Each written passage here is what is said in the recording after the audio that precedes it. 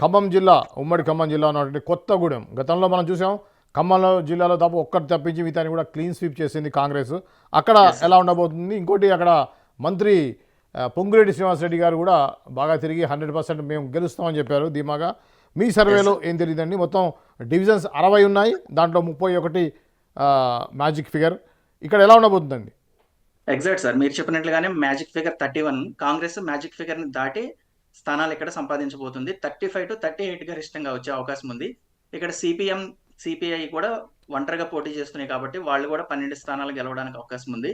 ఇక్కడ బీఆర్ఎస్ చాలా వెనకబడింది, 10 స్థానాలు గెలుచుకోబోతుంది. బీజేపీ ఇక్కడ అసలు పోటీలోనే లేదు సార్. ఇక్కడ 0 స్థానాలు వచ్చేదానికి అవకాశం ఉంది. ఇండిపెండెంట్లు కూడా ఒక 2-3 మెంబర్స్ గెలవడానికి అవకాశం ఉంది సార్. ఇక్కడ ప్రధానంగా ఇక్కడ కొత్తగూడెం, మన ఖమ్మం జిల్లా కొత్తగూడెం నుంచి 3 మంత్రులు ఉండటం, డిప్యూటీ సీఎం గారు కూడా ఉండటం ఇక్కడ ప్రధానంగా కలిసి వస్తుంది సార్ అధికార పార్టీకి.